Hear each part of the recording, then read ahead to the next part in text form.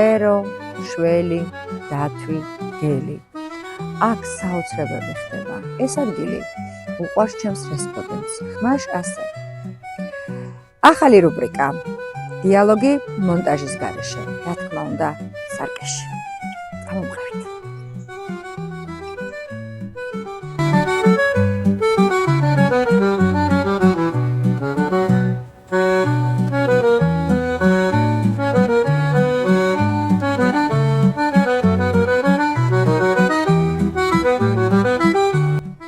იტალიიდან ჩამოვედი ამ დიდ და ულამაზეს ქვეყანაში, ამერიკაში.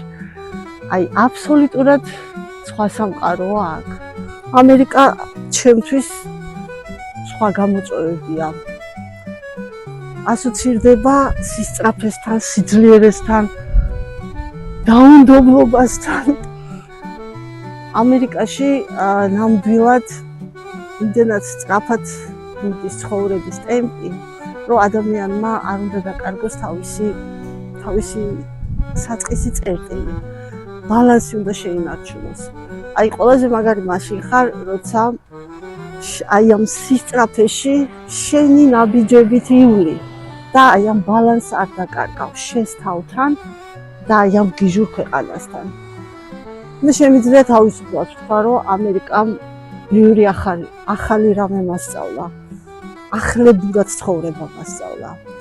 უფრო ხმაურიანი ცხოვრება მასწავლა. და როგორც ამბობენ, ოცნების ქვეყანა არისო და საერთოდ მე ისეთი განსაკუთრებული ოცნებები არ მქონია, ყოველთვის ისე მიხდება და ისე მივდივარ ჩემს მიზნამდე, რომ ოცნებად არასოდეს არ რჩება.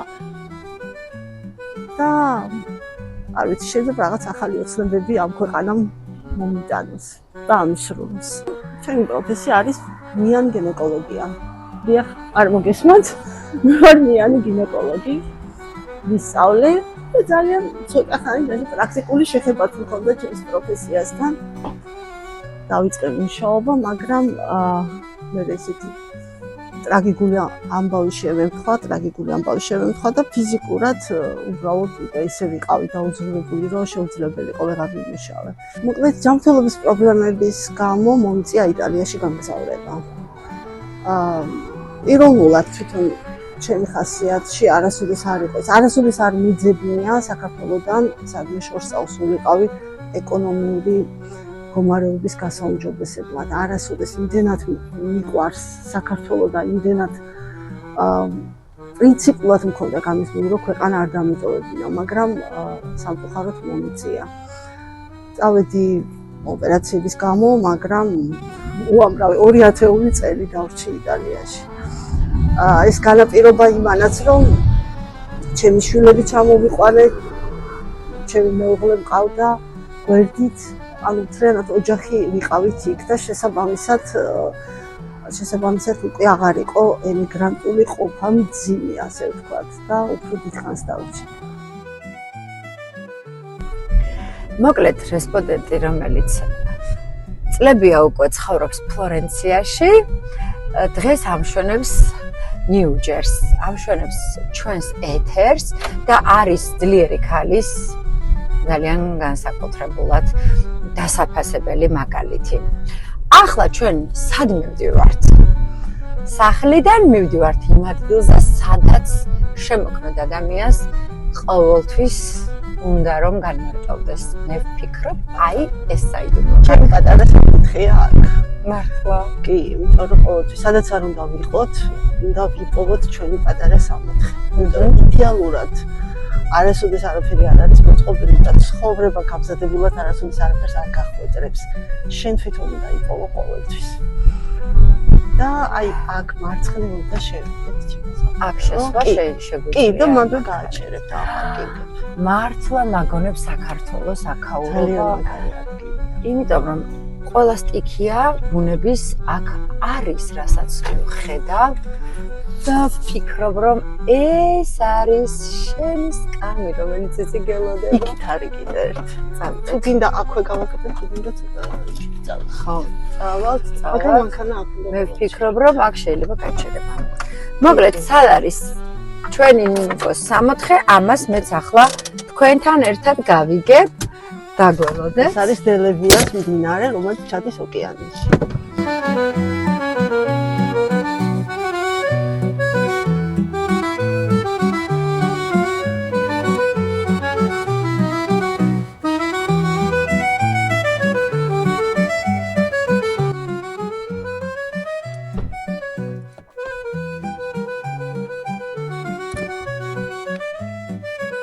და სილამაზი აღმერთო ჩემო.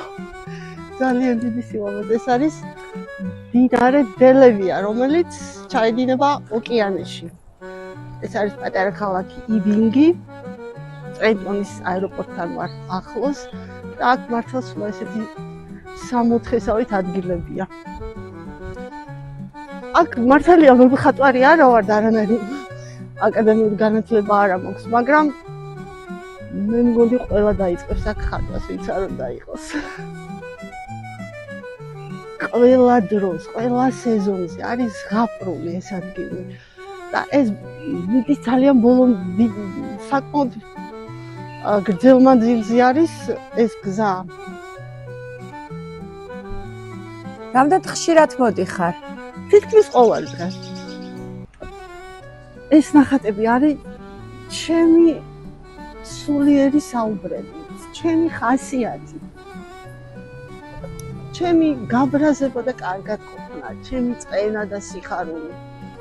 როცა მაჰეტეზე ვინატრება წას ვხატავ.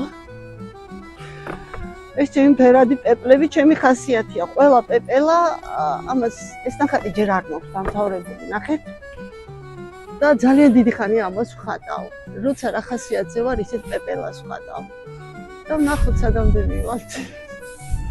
ანუ ფიზიკურად შეუძლებელია დავჯდე და შევავსო პეპლებით. აი ეს მომინდება ხასიათი, დავჯდები ფერებიც უნდა მომინდეს.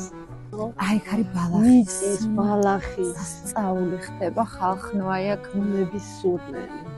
ძალიან ნატურალური ამბავია და ჩვენს რუბრიკას ახლა მე და ნინომ დავარქვით დიალოგი სარკეში. მონტაჟის გარეშე. ეს არის ჩემი საყვარელი ადგილი. აქ თითქმის ყოველ დღე მოვიდება. რა კავშირი გაქვს ამ ადამიანთან? მისტერ სუნშითან. Life is like this. გაგრძელე ფრაზა. გაგრძელე ფრაზა. სიყვარულია, სიყვარული, თავად სიყვარული, სიყვარული უფალია თავად. ისე ხო ვერ წარმოიდგენდა ახლა ჩვენ აქ მოვიდოდით და მის ფრაზაზე გადაცემაში ჩავწერდით გამოჩნდებოდა პატარა დიალოგს. ეს ძალიან მნიშვნელოვანი ფრაზაა, მე ვფიქრობ, რაზეც შეიძლება ავაწყოთ თუნდაც ცხოვრება, ურთიერთობა, საქმე. ერთ-ერთი ჩემს დილის ჩანაწერში, ვიდეოში ეს მაქვს გადაღებული და ამაზე მაქვს მასაუბრები. მე მგონი შარშან ზაფხულს დავაკეთე. შეგვახსენე. ეს როცა აღმოვაჩინე, მაშინ იყო ძალიან ემოციური ჩემთვის აი ეს წარწერა. და დავდე ეს ფოტოში და გააგრძელეთ ფრაზა ყველას ვეუბნეოდი და ძალიან საინტერესო ვარიანტები დამწერეს ჩემო წევრებმა. აქ საერთოდ როგორ არის იცით, აი ყველაფრიდან შეგიძლია იცხოვრო, ყველაფერში შეგიძლია აზრი იპოვო. სიცოცხლე თუ არ გიყვარს, ვერ აღიქვამ ვერაფერს, ესეც ხო აღქმა, რაღაცას რო დაინახავ, ესე იგი აღიქვი, როგორც სილამაზე, როგორც შეხედე რამდენი შლები არიან. აი უბრალოდ რამხელა პოზიტივი მოაქვს, აი ამ გარეულ ცხოველებს, თუნდაც აი ეს ფრინველები და სხვათა შორის იცი რამხელა ენერგიას ატარებენ და ძალიან მნიშვნელოვანია, როცა ასე ახლოს ვართ ბუნებასთან და როცა რაიმე ესე უცბად შემთხვევით ცხოველი გაივლის ან ფრინველი გაფრინდება, ჩათვალეთ, რომ უდიდეს ენერგიით გავსებენ. აი თუნდაც აი ეს ხმა, რაც ახლა გვესმის, მე პირადად ამ ენერგიებით ვარ ყოველდღიურად ამ ენერგიებით ვივსები. ჩემთვის ეს ძალიან მნიშვნელოვანია. სხვანაირად არ ვიცი, ალბათ აქ ვერ ვიცხოვრებდი.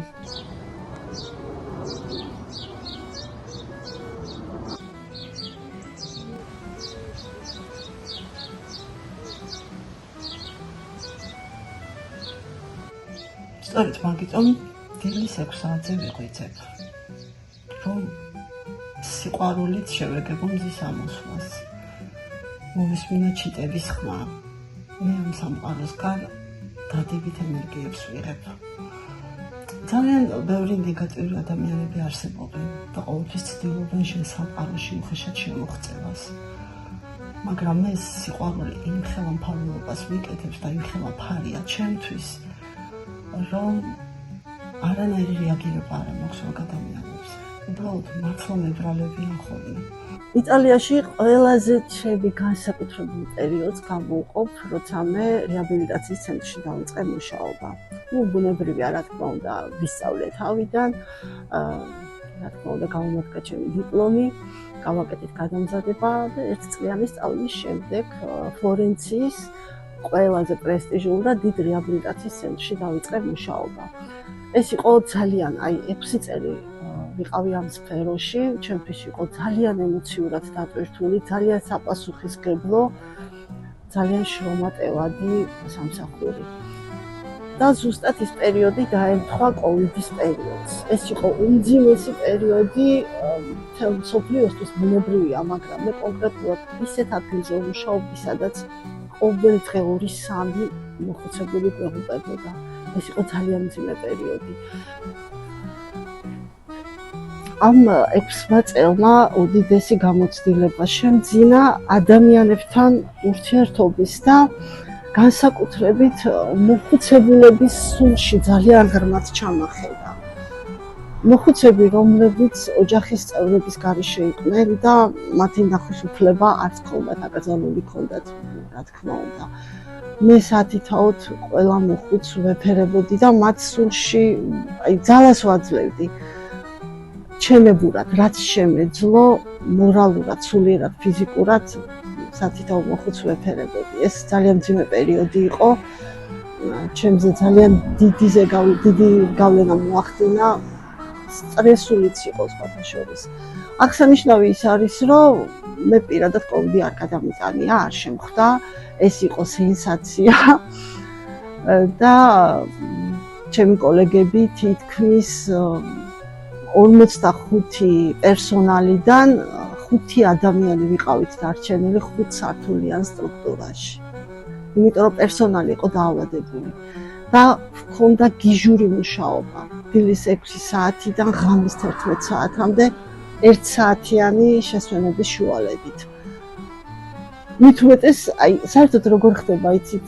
მე ხო ყოველთვის მეგონა რომ სუსტი ჯანმრთელობა მაქვს, ამას ვერ შევძლებდი.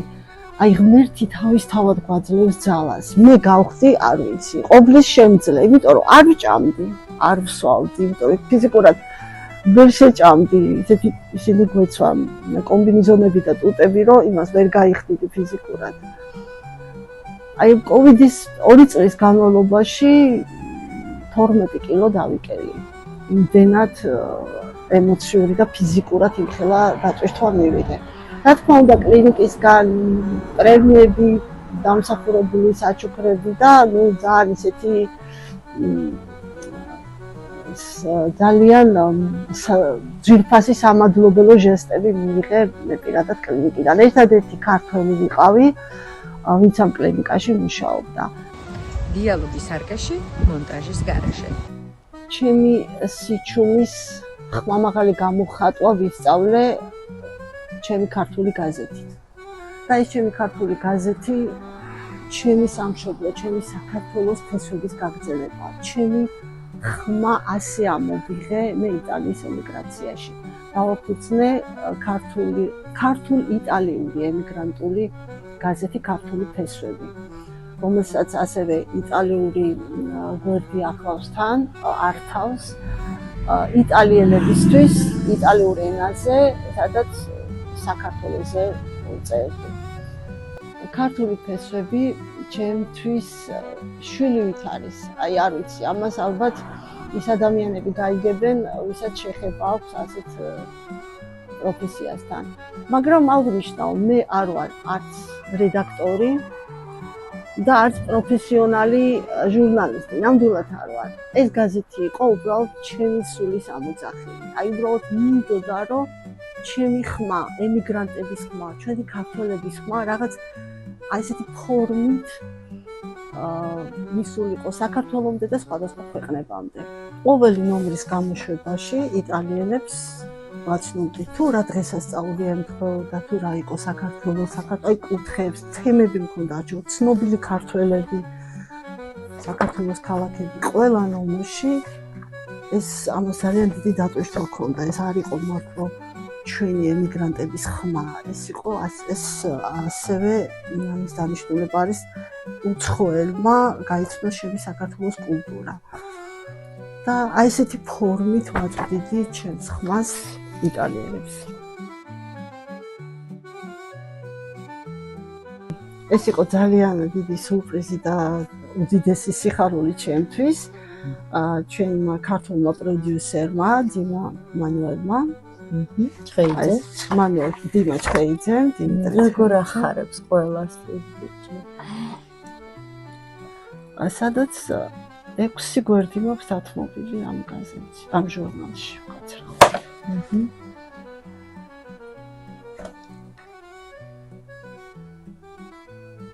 ჩაწერეს ინტერვიუ და ეს მახსოვს შარშან ახალ წელს ჩემთვის იყო ძალიან დიდი სურპრიზი, როცა ეს ჟურნალი გამოიცა. და წელსაც კი რო გაიგო რომ ჩემი ანძაფუს გამოფენა მოეწყო საქართველოში რამდენიმეჯერ ჩემი ფოტოების და შესაბამისად აქ აიღეს ინტერვიუ დიმას ორგანიზატორობით და გამოხატა და ამ ჩემს აქტივობასთან დაკავშირებით და ინტერვიუც. ჩემს ცხოვრებაში 3 ღმერთი მყავს. დიახ, არ მოგესმათ. ჩემი 3 ღმერთი. დედა და 2 ქალიშვილი. ეს ის ძალებია, რომლებიც დღემდე მართავენ და მომყოფებენ. დედა ჩემთვის რწმენის, მოთმინების და უსაზღრო სიყვარულის განსახიერებაა. მისი ღრმა სიჩუმე და ზერა დღემდე მაჩვენებს გზას. ჩემი ყველა წამოწყებული საქმე დედიკოს ინსპირაციით ხდება და ყველა წარმატებას, მიღწევას მე დედიკოს ვუძღვი. ჩემი ქალიშვილები, დეა და სალომე, ჩემი ცხოვრების სარკეები არიან. ისინი დამოუკიდებლები, ძლიერები და გონიერები არიან. მათში ვხედავ ჩემივე გატარებული გზის გაგრძელებას, ბევრად უფრო ნათლად, სუფთად და ძლიერად. ისინი ჩემი დღევანდელი დღის გმირები არიან.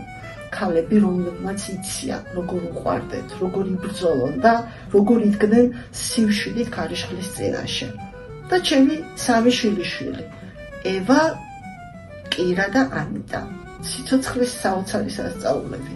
მათში ვხედავ მომავალს, რომელსაც მშვიდად ვაჩუქებ ჩემს გულს. თვითოული მათი სიცილი, თვითოული ზერა, ჩემი დღიური ლოცვა ცხოვრებაზე. მათში იბადება იმედის, სიხარულის და განახლების მუდმივი წყარო. დღეს მე ვცხოვრობ ამ სიყვარულის წრეში. ჩემი 3 ღმერთი ჩემს გვერდით და 3 პატარა მზის სხივი, რომლებიც მომავალს ანათებენ. რამდენიმე დღის წინ ნეიროქირურგის ერთი ფსიქოლოგი ნეიროქირურგის სტატია წავიკითხე. მე ძალიან გამიკვირდა აქამდე რატომ არ შემდგა ეს სტატია და რას ამბობს ეს სამწუხაროდ სახელმწიფოური არ მახსოვს ეს ნეიროქირურგი. ადამიანის ორგანო ენა ძალიან მნიშვნელოვანი ორგანოა რა მხრივ. მთლიანად თელს ჩვენს სხეულთან არის დაკავშირებული. ენა მთლიანად ტვინთან და ყველა სათითაო ორგანოსთან არის კავშირში. რას ნიშნავს ეს? ჩვენ რასაც ვეტყვით ჩვენ თავს, მთლიანად მთელი ჩვენი სხეული ენისგან იღებს ბრძანებას. მაგალითს მოვიყვან.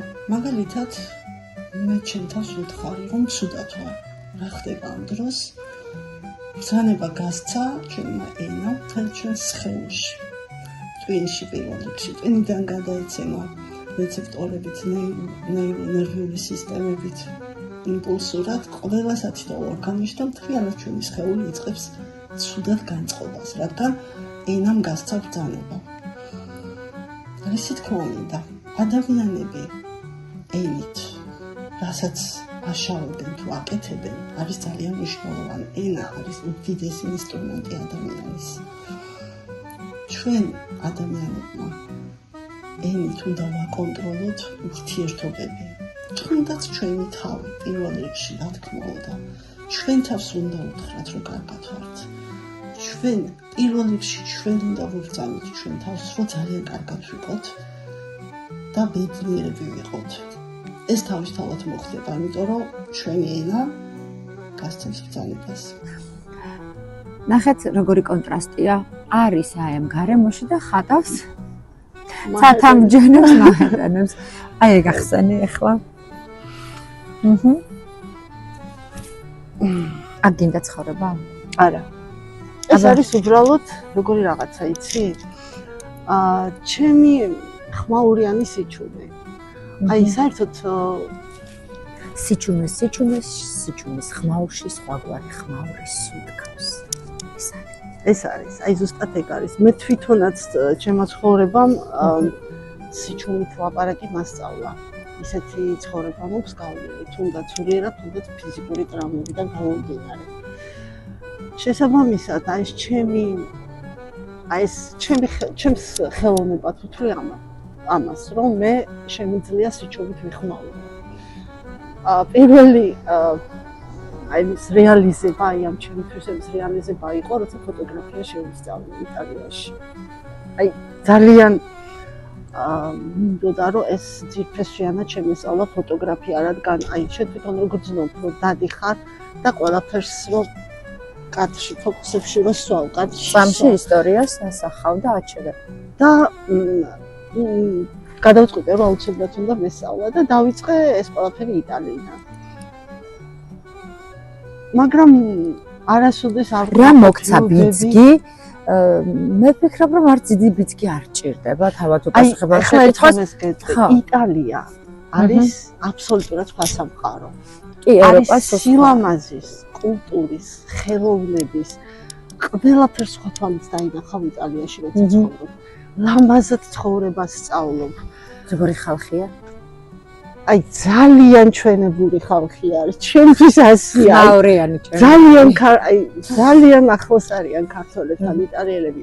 ყოველ შემთხვევაში მე ვისთანაც შეხება მქონია. დღემდე მეგობრობთ, დღემდე ყოველთვის ჩემს გვერდით იყვნენ.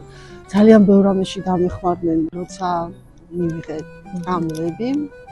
ვიყავი ძალიან ბევრი თვეების განმავლობაში წოლიარე. ძალიან მძიმე მდგომარეობა. ამის შესახებ ჩვენს რესპონდენტს არ სურს ჯერჯერობით. დასრულებული არ არის. ხო, საუბარი რა ტრამვებია და ამიტომ არც მე არ ვაძალებ. მოვადრო და ალბათ თვითონ როგორც უნდა ისე იტყვის, მაგრამ ეს დავტოვოთ წარსულში და არ გვინდა ცუდზე კი, დატოვები მაქვს. რაღაცნაირად ყოველთვის ტკივილიო გახატინებს, ტკივილი გაწერინებს, შეყვარებული რო ხარ, მაშინ იმდენად არ არის დამიჯერეთ. შეყვარებულები ალბათ ლექსებს წერენ. არა, შენ წარმოიდგინე, ჩემ შემთხვევაში უფრო დიდ ტკივილს მოაქვს მუზა, რომ რაღაცნაირად გამოთქვა რაღაცეები. და ხელოვანი ადამიანები არ არიან ისეთები, რომ ვიღაცებს აი ძალიან ცუდად უპასუხონ. უპასუხოდ ტოვებენ ხოლმე აგრესიას და აი ესე გამოხატავენ შემდეგ. არა, მე ბუნებითად ლამაზია. არავითარ შემთხვევაში არ შემიძლია ნეგატივით უპასუხო. ნახეთ, რა ლამაზია. ხო, აი გითხარი. დედა რა კარგია. პირველად როცა მე საერთოდ რამე დავხატე და მოვხატე, ეს იყო საავადმყოფოში. მქონდა ცოტა ისეთი თემა ზოგისთვის, რა ვიცი, მაგრამ ჩემთვის ძალიან ჩვეულებრივია, წმინდა გიორგის ხილვა მქონდა. და ტაძარში შევედი და მინდოდა მელოცა. და ფრესკები არ იყო, ხატები არ იყო და დავიბერი და კედლებს ვაწყდებოდი, რომ ეს სად მოხდა? საავადმყოფოში ვწევარ, საქართველოში. ხდება ეს 2025 წლის წინ მოხდა ეს ამბავი. ხო. და პატარა ბავშვი შემოვიდა ტაძარში, ბიჭი. და რატო ხარ ესე აფორიაქებული, რატო ნერვიულობ? მინდა რომ ვილოცო მეთქი და ამ ტაძარში ხატები რატო არ არის მეთქი რა და ეს შემომხედა და მე დავხედე რა პატარა ბიჭია მე გიორგი ვარო მითხრა ძალიან სასიამოვნოა გიორგი მეთქი და შეხედეო და კედელზე მიმახედა და იესო ქრისტეს ეკლიანი გვირგვინიანი გამოისახა კედელზე და ბუყურებდა აი ძალიან ჩვეულებრივ შეგიძლია შენ დაწერო ხატიო და შენ დაწერილ ხატზე შეგეწევაო და მოდი დაწერეო და რომ მოვიხედე რომ უნდა მეთქვა რომ არ მოხუფლება ხატის ეს ან არ ვიცი ხატვა უკვე აღარ იყო იქ გიორგი და მე ჩემებს რო უთხარი რომ გამიღვიძა და ძალიან მძიმედ ვიყავი საუბრითაც ძლივს საუბრობდი და მარტო მარჯვენა ხელი შემეძლო ანუ ყველაფერი რკინებში მქონდა და ხშირად მოყავდათ მოძღვარი ტაძრიდან და ეს ყველაფერი რომ მოუყევი ხო დედიკოს უთხარი მეთქი კურთხევა მჭირდება რომ და ვცადო ხატის დაწერა მეთქი და რომ მოძღვარ მამა რომ მომისმინა წმინდა გიორგის კურთხევა გვაქვს მე რა კურთხევა უნდა მოგცეო და მაშინ დავწერე პირველად იესო ქრისტე დავიწყე ღამე შავი ფანქრით ანუ არ ვიცოდი საიდან უნდა დამეწყო თეთრ ფურცელზე ჩრდილები წამოვიდა და მივყევი აი ამ ჩრდილებს აი ეს ერთ მუხლზე მეტო იმიტომ რომ ვიწექი ფაქტიურად და მუხლზე დამიდეს რაღაც მაგრამ და ეს ერთი ხელი მუშაობდა მარტო და ფანქრით დავიწყე ხატვა სად არის ეს ხატი დედიკოს ფოტოს გაჩვენებ მე იმიტომ რომ ჩვენ ოჯახში ძალიან მამას ჩარჩოში აქვს დედას ჩასმული და ჩვენ სამლოცველო კუთხეში გვაქვს დაკიდული ეგ ხატი იმიტომ რომ აი ეგ იყო რომელიც მინდა გიორგი გითხრა რომ ეს ხატი შეგეწევათ თქვენ ყველაფერზე და იქ გვაქვს ოჯახში დაკიდული დიალოგის არკაში მონტაჟის გარეშე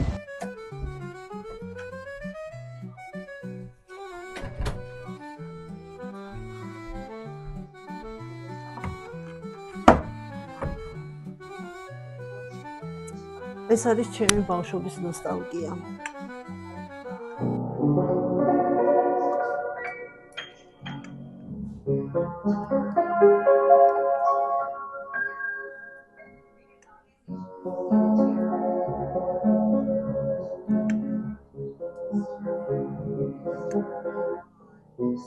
ეს იყო აუცილებელი გარდაუვალი. ყველა გოგოს უნდა სწორდოდა პიანოზე დააკვრა და უნდა ჰქონოდა მუსიკალური განათლება. მეც ასე შესაბამისად მომიწია 7 წლების დამთავრება. წლებია მე 23-24 წელია ემიგრაციაში ვარ და აი აქ პირველად დამხვდა ეს ფორტეპიანო. და 1000 ერთხელ ყოველთვის არა, მაგრამ რაღაც პატარ-პატარა აკორდებს ვიღებ ხოლმე და ვიხსენებ ხოლმე ჩემს ბავშვობას. საერთოდ მე ვარ ყავის გურმანი. აი ძალიან მიყვარს ყავა. და სხვადასხვა პირველად ამერიკაში რო ჩამოვედი, პირველი რაც დამაკლდა, კარგი იტალიური ყავა იყო. ეხლა მე შეგიკეთებ ლავაცათი, ესპრესოს, იტალიურ მადუღარაში. ეს არის ქართული ხაჭაპური. დიდად არ გამოვირჩევი კულინარიით, მინდა აღვნიშნო, მაგრამ ხაჭაპური არის ჩემი ფავორიტი.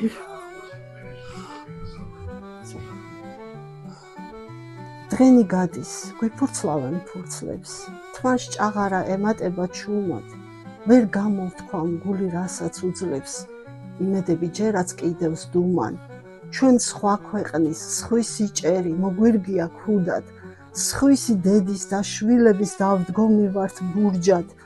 ჩაკლაპური მწარე ცრემლი არ შეგვიტყოს თვალზე. სუსტია და ვერ უძლებსო ვინ თქვა ნეტავ ქალზე. არ შევიმჩნევთ და არც ვამხელთ ამ უძირო დარდზე. შორიდან რომ გეფერებით ალბათ გვამჩნევთ ხმაზე. მონატრების ნაოჭებიც გაჩენილა თვალზე. სხვისი ჭერი მოგვირგია, სხვას ვუდგავართ ბურჯად. სხვა ჰაერი, სხვა ქვეყანა დაგვიხურავს ქუდად.